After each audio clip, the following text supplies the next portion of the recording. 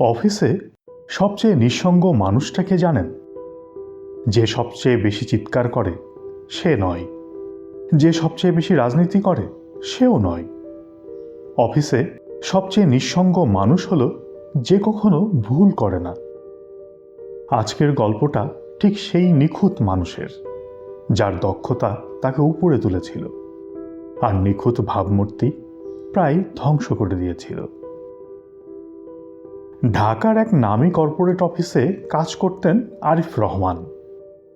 তার ডেস্ক সবসময় পরিপাটি থাকত, কাজকর্মগুলো ছিল নির্ভুল, মেইলের ভাষা ছিল নিখুঁত। মিটিংয়ে আরিফ কথা বললে সবাই চুপ হয়ে যেত। ম্যানেজমেন্ট বলতো ফিউচার লিডার। কিন্তু অফিসের করিডোরে অন্য এক গল্প চলছিল। চা ব্রেকে সবাই আড্ডা দিত, হাসাহাসি চলত। আরিফ এলে হাসি থেমে যেত। সবাই তাকে সম্মান করত, কিন্তু কেউ আপন ভাবত না। সবাই বলতো লোকটা অন্যদের মতো না, কিন্তু তারা আরেকটা কথা মনে মনে বলতো, ও আমাদের মতোও না। একদিন একটা বড় প্রজেক্টের কাজ শুরু হলো। সব দায়িত্ব পড়ল আরিফের কাঁধে।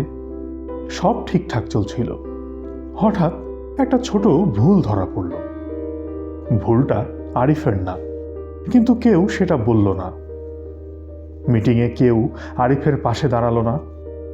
যারা আগে বলতো স্যার আপনি সবসময় ঠিক, তারা আজ চুপ। আরিফ বুঝল নিখুঁত হওয়ার সবচেয়ে বড় শাস্তি হলো ভুল হলে কেউ পাশে থাকে না। ঠিক তখনই চোখে পড়ল রাশেদকে। সে মাঝে মধ্যে ভুল করে। মিটিংয়ে নিজের দুর্বলতা প্রকাশ করে বলে, এই অংশটা আমি ঠিক নিশ্চিত না, কিন্তু সবাই তার পাশে দাঁড়ায়। আরিফ জিজ্ঞেস করল, ভুল করলে ভয় পাও না?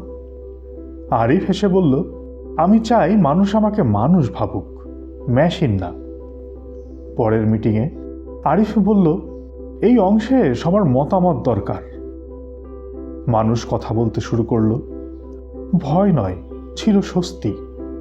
আরিফ বুঝল নিখুঁত হওয়া শক্তি নয়, কৌশলগত অসম্পূর্ণতাই আসল বুদ্ধিমত্তা। অফিসে দক্ষ হও, শক্তিশালী হও, কিন্তু দেবতা সেজো না।